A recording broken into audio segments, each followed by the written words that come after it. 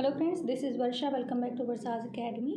UP triple S C PET के माध्यम से होने वाली प्रवर्तन कांस्टेबल की परीक्षा के जो क्वेश्चंस हम करा रहे हैं उसका पार्ट 1 कंप्लीट हो गया है। सार्वजनिक परिवहन संबंधी आवश्यक जानकारी के लगभग 150 प्लस क्वेश्चंस हो चुके हैं।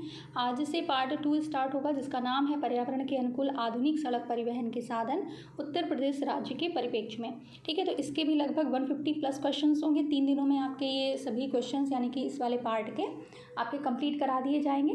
ठीक है, चैनल को लाइक शेयर एंड सब्सक्राइब जरूर करिए एंड बने रहिए वीडियो के साथ में और देखते रहिए आगे तक। ठीक है, तो स्टार्ट करते हैं। पहला क्वेश्चन देखिए क्या है। इलेक्ट्रिकल व्हीकल के मुख्य भाग नहीं है, मतलब जो भाग नहीं है वो आपको बताना है। तो देखिए बैटरी, इन्वर्टर, इलेक्ट्रिक मोटर, ये तो क्या होते हैं व्हीकल के भाग होते हैं, मतलब गाड़ी होती है ना उसके भाग होते हैं, लेकिन जो पेट्रोल है वो भाग नहीं है।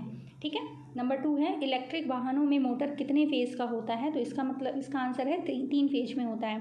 यहाँ 3 फेज का मोटर एसी सप्लाई से चलाई जाती है। इस मोटर की स्पीड लगभग 18,000 RPM तक होता है। तो जो स्पीड है वो भी आपको याद होनी चाहिए। क्वेश्चन नंबर 3 है इलेक्ट्रिक वाहन कितने प्रकार के होते हैं। तो इलेक्ट्रिक वाहन कितने प्रकार के होते हैं, 3 प्रकार के होते हैं। तो इनके प्रकार भी देख लेते हैं, मतलब एक्सप्लेनेशन भी देख लेते हैं। तो इलेक्ट्रिक वाहन 3 प्रकार के होते हैं, plug in electric, plug in hybrid, hybrid electric. ठीक है, नंबर 4 है इलेक्ट्रिक वाहन कितने प्रकार के होते हैं, उनके नाम बताइए। तो जैसे अभी हमने तीनों के नाम भी बताए थे आपको, तो कितने प्रकार के हैं, यहाँ पर 3 प्रकार के होते हैं। देखिए एक्सप्लेनेशन में 4 प्रकार लिखा हुआ है बट गलती से वहाँ लिख गया है, तो याद रखिएगा 3 प्रकार के होते हैं। कौन कौन से, इलेक्ट्रिक वाहन, हाइब्रिड और प्लग इन हाइब्रिड इलेक्ट्रिक वाहनों के। नंबर 5 है फेम योजना किससे संबंधित है। तो फेम योजना आपकी इलेक्ट्रिक वाहन से संबंधित है। ठीक है, क्वेश्चन नंबर 6 देखिए national electric mobility mission plan संबंधित है। तो ये 2020 से वर्ष दर वर्ष इलेक्ट्रॉनिक वाहनों की बिक्री को मतलब बढ़ावा मिला है। ठीक है, इसका आंसर कितना है, डी है। परिवर्तनकारी गतिशीलता और बैटरी भंडारण पर राष्ट्रीय मिशन क्या है। तो ये आपका क्या है, गीगा स्केल बैटरी निर्माण संयंत्रों की स्थापना। ठीक है, क्वेश्चन नंबर 8 है भारतीय वाहन बाजार में 100% तक इलेक्ट्रिक वाहन का लक्ष्य रखा गया है, कितना, 2030 तक। ठीक है, 2030 तक भारतीय वाहन बाजार में 100% इलेक्ट्रिक वाहन लक्ष्य रखा गया है। तो आजकल जो क्वेश्चंस बन रहे हैं वो लक्ष्य पर ज़रूर बन रहे हैं, तो याद रखिएगा इसको। क्वेश्चन 9 है वर्तमान समय में भारत कितने इलेक्ट्रिक वाहन है। तो वर्तमान समय में भारत में 1.23 मिलियन इलेक्ट्रिक वाहन है। ओके, 2010 से 2030 तक बाजार में 94.4% की CAGR से विस्तार होने की उम्मीद है। ठीक है, ये भी याद रखिएगा। क्वेश्चन नंबर 10 है भारत सरकार द्वारा उत्पादन के लिए एक 10,000 करोड़ रुपए की लागत वाली कौन सी योजना चलाई जा रही है। तो 10,000 रुपये वाली कौन सी है, फेम 2। ठीक है, फेम योजना किससे संबंधित है, अभी प्रश्न आया था ना इलेक्ट्रिक वाहन से। तो 10,000 वाहन वाली जो योजना है वो कितनी है, कौन सी है, फेम 2 है। 11 है इलेक्ट्रिक वाहनों के निर्माताओं के लिए ऑटो और ऑटोमोटिव घटकों के लिए 25,938 रुपये की लागत में कौन सी योजना है। तो ये है PLI योजना। देखिए 10,000 करोड़ की कौन सी है, फेम 2 है। 25,938 रुपये की कौन सी है, PLI योजना, PLI प्रोडक्शन लिंक्ड इनिशिएटिव। ठीक है, तो फुल फॉर्म भी आपको पता होना चाहिए, फुल फॉर्म से भी क्वेश्चंस बन जाएंगे। नेक्स्ट है क्वेश्चन नंबर 12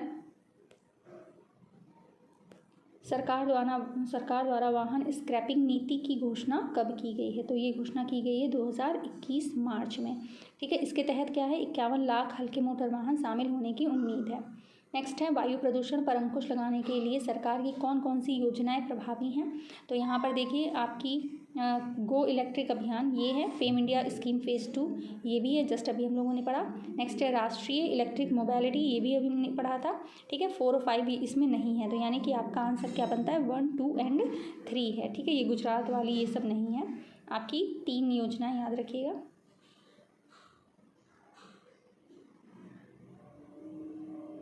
नेक्स्ट है 14 बजट 2023 में वित्त मंत्री निर्मला सीतारमण ने 15 साल में पुराने वाहनों को स्क्रैप करने के लिए कौन सी योजना लागू करने की सिफारिश की है। तो इसका नाम है स्क्रैप स्कीम 2023। ठीक है, खासतौर पर राज्य और केंद्र सरकार के अस्पतालों और अन्य कार्यकालों में इस्तेमाल 15 लाख से पुराने एम्बुलेंस या अन्य वाहनों को डिस्पोज करने की योजना है।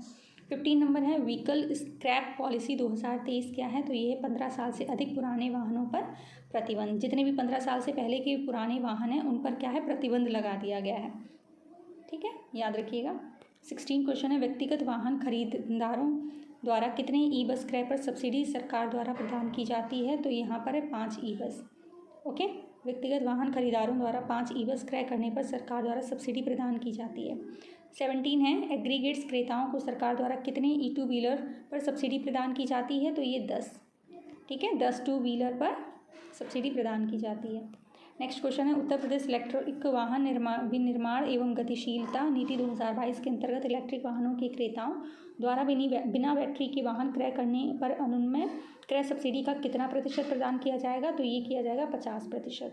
ठीक है, 19 है, परिवहन क्षेत्र में कुल उत्सर्जन CO2 का योगदान कितना बढ़ा है? तो ये 15% है। ठीक है, लगभग 45% CO2 उत्सर्जित करते हैं। इसका सबसे बड़ा हिस्सा यात्री वाहन जो है वो, यहाँ पर देखिए परिवहन क्षेत्र के वाहन 15% है, यात्री वाहन का कितना है? 45% है CO2। ठीक है, कार्बन डाइऑक्साइड याद रखिएगा। 20 देखिए, वर्तमान समय में भारत में कितने रजिस्टर्ड इलेक्ट्रॉनिक वाहन है? तो वो है 2,56,980। ओके, ये रजिस्टर्ड इलेक्ट्रॉनिक वाहन है। नेक्स्ट है आपका, इलेक्ट्रिक वाहन कितने प्रकार के होते हैं? तो इलेक्ट्रिक वाहन होते हैं 8 प्रकार के। ये प्लग इन इलेक्ट्रिक वाहन, ऑन और ऑफ रोड इलेक्ट्रिक वाहन, अंतरिक्ष रोवर वाहन, सीबॉर्न इलेक्ट्रिक वाहन, हवाई इलेक्ट्रिक वाहन, विद्युत चलित अंतरिक्ष यान, रेंज विस्तारित इलेक्ट्रिक वाहन और रेलबर्न इलेक्ट्रिक वाहन। ठीक है, 22 इलेक्ट्रिक वाहनों के फायदे क्या नहीं हैं? तो ये क्या है? ग्रीन हाउस गैस उत्सर्जन अधिक करना। तो आप सभी को पता है कि इलेक्ट्रिक वाहन ग्रीन हाउस गैसेज उत्सर्जित नहीं करते हैं। ठीक है, फेम इंडिया योजना कब लागू की गई? तो फेम इंडिया योजना 1 अप्रैल 2015 को याद रखिएगा। ये 25 से याद रखिएगा कि 25 में आपका एग्जाम हो रहा है, 10 साल पहले फेम इंडिया योजना आई है। ठीक है, ऐसे आपको याद कर सकते हैं। ठीक है, नेक्स्ट देखिए, फेम इंडिया योजना में किन 4 क्षेत्रों पर फोकस किया गया है? तो उपर्युक्त सभी, ये सभी जो 4 हैं, प्रौद्योगिक विकास, चार्जिंग बुनियादी ढांचे, पायलट प्रोजेक्ट, मांग निर्माण, ये सभी पर फोकस किया गया है। सरकार द्वारा ई वाहनों पर कितना प्रतिशत कर लगाया जाता है? तो 12%। राष्ट्रीय विद्युत गतिशीलता मिशन योजना कब शुरू की गई है? तो ये 2013 में। NEMMP 2020 क्या है? तो ये बताइए क्या है NEMMP 2020? पूरा जो है फॉर्म देख लीजिए इसका। तो ये इलेक्ट्रिक व्हीकल योजना है। ठीक है, NEMMP के तहत वर्ष 2020 तक हाइब्रिड और इलेक्ट्रिक वाहनों की बिक्री का लक्ष्य कितना था? तो 67 मिलियन। फेम इंडिया योजना का पहला चरण की अवधि क्या है?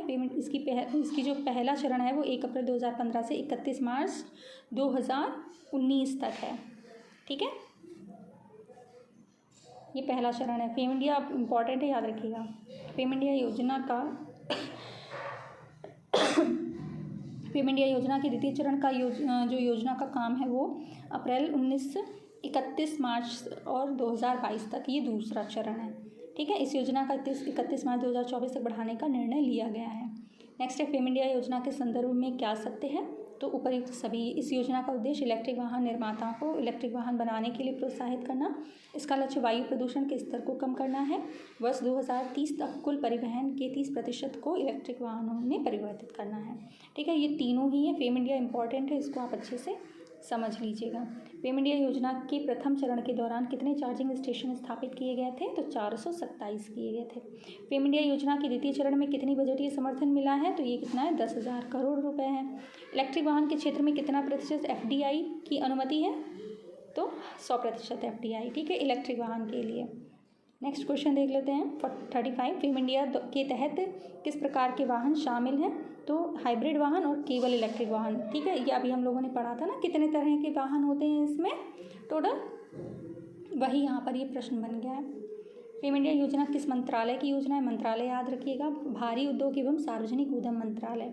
सड़क परिवहन नहीं होगा यहाँ पर। ठीक है, फेम इंडिया योजना भारी उद्योग एवं सार्वजनिक उद्यम मंत्रालय है। कितने किलोमीटर के अंतराल पर चार्जिंग स्टेशन स्थापित किए जाएंगे? तो हर 25 किलोमीटर के बाद में आपको एक चार्जिंग स्टेशन जो है वो मिल जाएगा। इलेक्ट्रिक वाहन से लाभ क्या होते हैं? तो आप सभी को पता है कि ग्लोबल वार्मिंग जो होती है वो कम करने में मदद मिलती है, नाइट्रोजन ऑक्साइड को कम करने में, हाइड्रोजन प्रदूषकों को कम करने में। तो इसका राइट ऑप्शन हो जाएगा उपर्युक्त सभी। इलेक्ट्रिक वाहन से निम्नलिखित लाभ हैं। तो ऊर्जा विविधता एवं सुरक्षा में, तकनीकी प्रगति और रोजगार सृजन में, शहरों की भीड़भाड़ को कम करना। इसका राइट ऑप्शन ये क्या हो जाएगा? उपर्युक्त सभी। इलेक्ट्रिक वाहन के समक्ष विद्यमान चुनौतियां क्या हैं? तो देखिए ई आंसर है, यानी कि उपर्युक्त सभी। उच्च आरंभिक लागत, सीमित चार्जिंग अवसंरचना, रेंज एंजाइटी, सीमित मॉडल पिकअप। सॉरी, यहाँ पे भी थोड़ा सा गला खराब है, इस वजह से ऐसी प्रॉब्लम आ रही है। इसीलिए आपके जो क्लासेस हैं वो भी 1-2 दिन नहीं आए थे। तो नेक्स्ट देखते हैं, निम्नलिखित में से कौन सा कोई एक गैरवाहक वाहन प्रदूषक है? तो ये क्लोरोफ्लोरोकार्बन, ये क्या है? एक गैर वाहन प्रदूषक है। ठीक है। 42 है, किस प्रदूषक से हृदय वाहिका प्रणाली प्रभावित होती है?